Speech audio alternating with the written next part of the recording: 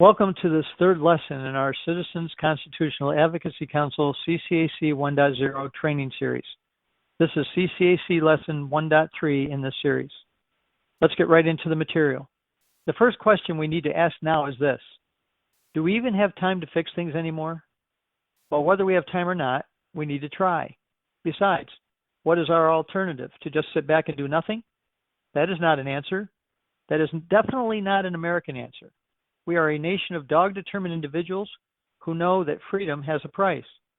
We were all born into a land where we always maintain a healthy suspicion of our government. Isn't that right? By nature or by nurture, American citizens don't totally trust our government.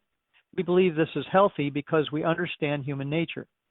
Even if we do trust them, love them, and think they are looking out for our best interests, we do so with a healthy skepticism and suspicion of our government and government officials. And this is the way things ought to be. This is because we were born into a nation out of a revolution against another government.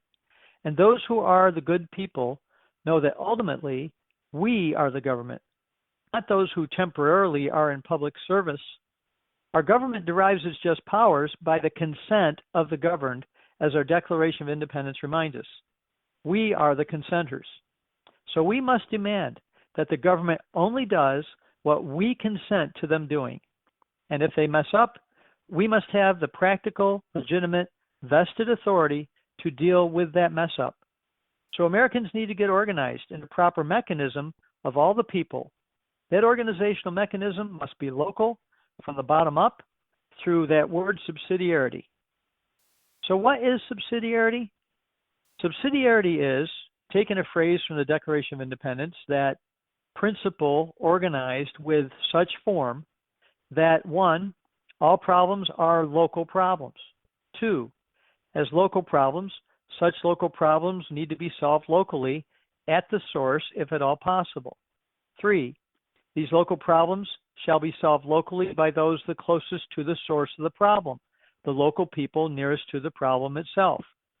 4, but these local people closest to the problem shouldn't just be oligarchs or elitists or public officials, but regular common people in the community who live, work, and play there and have a vested interest in the things that happen in that community because they live there. 5, these common local people closest to the problem need to have the authority to solve their own problems. That is what we call vested authority in the hands of the people ourselves. 6, this local vested authority under the common people must have the proper police powers and enforcement powers to handle the local problems. This used to be the duty of all able-bodied citizens, which is the term of law that used to be used, and it involved all the people trained to such duty according to law as well. 7, in order to also be able to solve these problems, we must also have all the information necessary to solve the local problem, with that local authority in the good people's hands, having access to all of that information needed. All of the necessary information available from every source possible, including if there is information that is supposedly protected by, quote, national security interests. We must have access to all required information from all available sources. 8, and we must have the mechanism in the local community required in form to solve the problem. That is, the form of government required to solve the problem, operated strictly by the hands of the good people ourselves, not someone else as a substitute for the good people ourselves. This is when all the trouble started, when our polity was changed. More on that in a moment.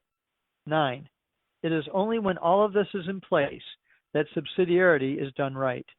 And 10, then we only need to go to a higher level of government to get help in solving the problem after all of that has been tried and failed.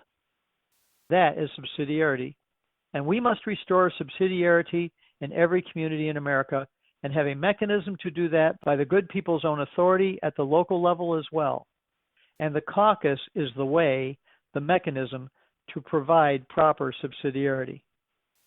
Let us now further explain polity, the people organized politically. In the late 1800s and early 1900s, that polity was dramatically changed by some very nefarious characters, as we have previously mentioned. These men were connected to the same powers that we are dealing with today. The same people that we dealt with in the time of the American Revolution, the Civil War, the World Wars, Korea, Vietnam, Iraq, Afghanistan, and up to the present day. The more things change, the more they remain the same. Again, this is the same group of bad people we will have to deal with today as the good American people. In the early 1900s, we have learned what was done to dramatically change our polity, the people organized politically, and how it was done to us. We need to go back and explain to everyone what happened. We all need to become familiar with it all. And forgive our French, but it will piss people off when we do. But before we can share that, we must first start by doing things decently and in order. We have to first start by discussing and relearning some basic things about our polity that will take a little time to explain. Things like, where did our rights come from? Do we get our rights from our government? Does the government get to tell us when we have rights and when we don't? Does our civil government force upon us some rights and deny us other rights? Is it just about our rights? Or are there other legal relations that we have that give us the ability to keep our freedoms? The answer is that there are other legal relations we need to learn again, but what are those other legal relations? How much do we need to patiently endure abuse, tyranny, oppression, and other bad things being done to us by our government before we have not only the right, but the duty and the powers to do something about it? Then, when we can do something, what do we do? What are our next steps of action?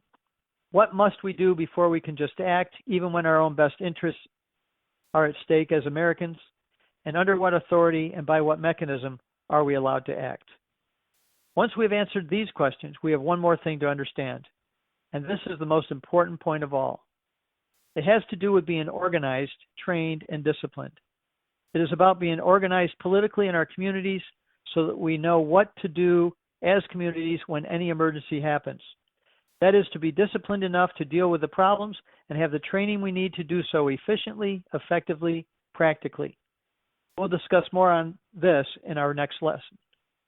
This completes this lesson, CCAC 1.3. Thank you for listening to this segment as part of our CCAC 1.0 series in our national orientation. Please join us for the next session in this series as we continue to unfold the Citizens Constitutional Advocacy Council story. This is the extraordinary process in which CCAC will successfully provide continuity of government of, by, and for the people. In our next lesson, CCAC 1.4, we will go on to explain further details of how we implement our Citizen Constitutional Advocacy Council. If you realize the necessity of revitalizing constitutional polity at the state and local level, please join this cause by going to www.ccac-us.com and registering on our official website. Take Pre-Quiz 1.0. We then urge you to work through the entire CCAC 1.0 series to understand the continuity of essential information we provide to help us all be on the same page.